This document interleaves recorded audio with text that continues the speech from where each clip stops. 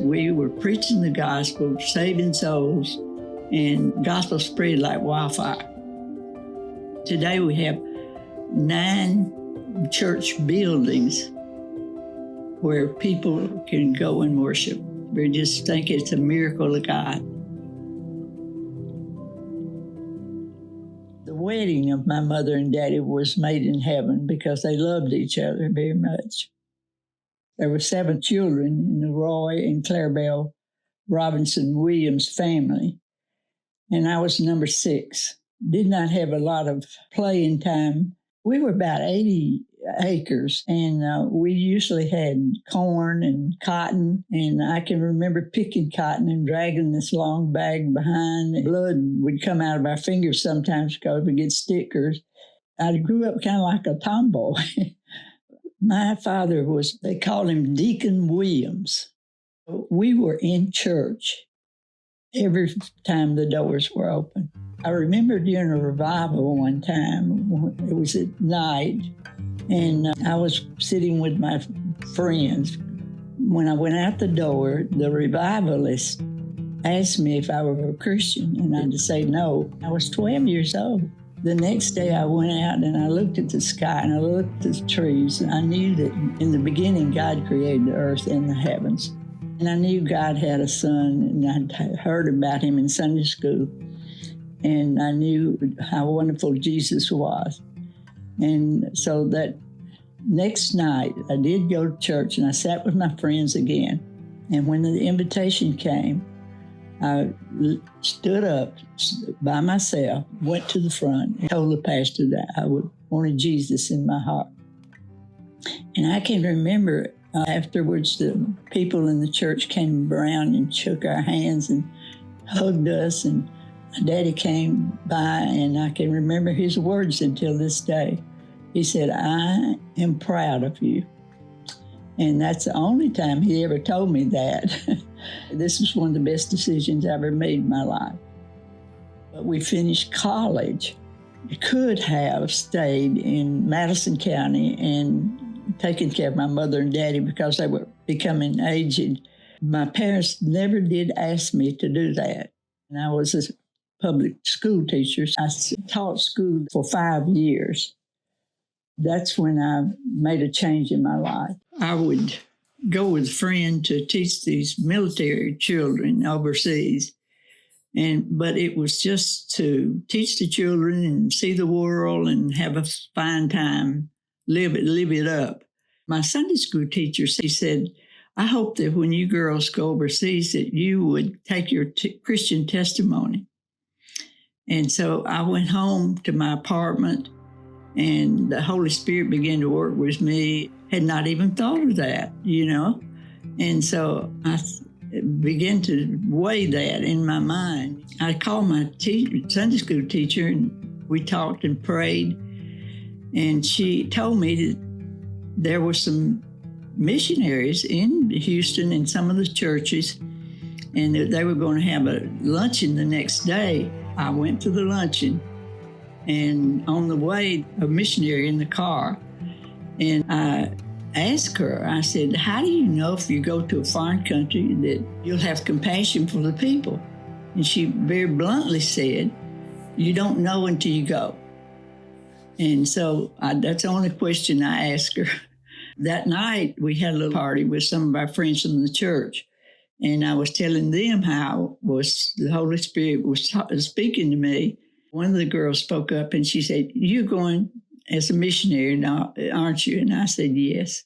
And from then on, I started planning on going to seminary in Fort Worth, Texas, drew out all the money I had in retirement. Then I was appointed by the International Mission Board as a Southern Baptist missionary to Brazil. One of my brothers was talking, and I just blurted it out. I'm going to be a missionary. And the very first thing that came out of his house, "Oh, you don't want to do that."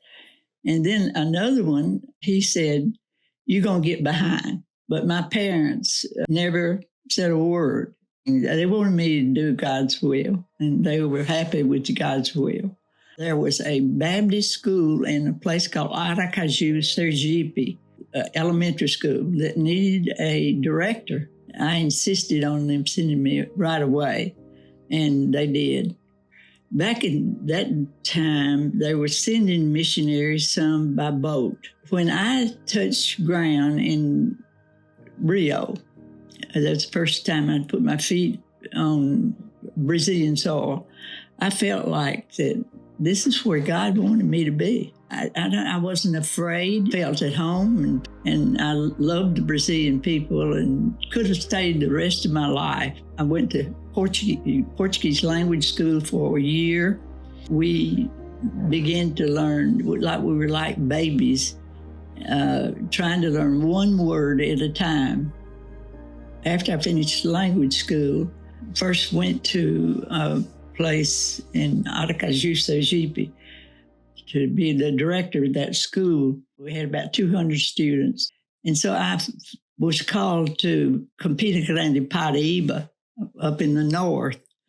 And I went from church to church. I had 33 churches. I went up there and taught stewardship in those churches and worked with the children. After 10 years, I began to feel kind of like that I needed to come home, to quit, throw in the towel. There are things that you miss when you're on the foreign land so far away. I would write every week a letter to my family. I did not have a telephone for 10 years in Brazil. Didn't have television for 10 years because it was difficult. You do lose being at weddings at my family, being at birthdays of my family, deaths of my family, but God recompenses that with His grace. One of the missionaries at the seminary, she said, if our school board will invite you, would you come and start a audiovisual resource part for our library at the seminary? She just thought that I needed to make a change instead of leaving the country. I had plenty of work to do. And so I prayed, and I felt like that was what God was wanting me to do. So I moved to Recife and worked at the seminary. Then I would take students to the rural area, about 2.5 hours out of Recife by car, that had only one church located there. The gospel began to catch on fire because we're not only to tell people about Jesus, but we need to help the total man. Physically, emotionally, the Foreign Mission Board gave us money to build cisterns and to build toilets. Those people didn't have toilets. We built 300 of those cisterns and toilets. We did other projects. We had a tractor, and we tried to have food, to eat food that was better, and vegetables instead of just rice and beans. And we ended up with Bee Project, which was one of our best projects because you don't have to buy food for bees. Bees get their own food. And so until today, we have people selling honey as part of their income to live.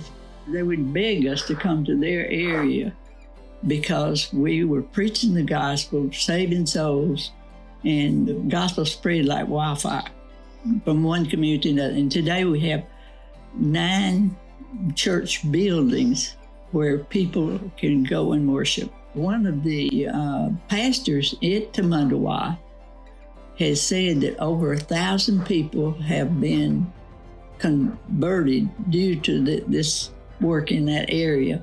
And so I feel like that it's the miracle of God. This was the best part of my ministry. Just don't give up. I served in Brazil 33 years, 1965 to 1997, but I have gone back as a volunteer nearly yearly since I've retired.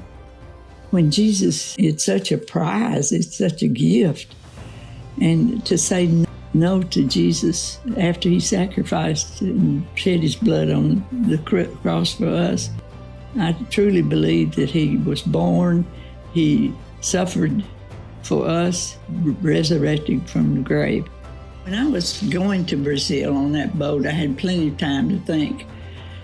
being a servant of God and doing this service because God had been so good to our family. And so I owed a great debt to God. We're saved to serve. This is what my contribution of gratitude for His grace and goodness. God is wonderful to multiply what little you can give, yeah.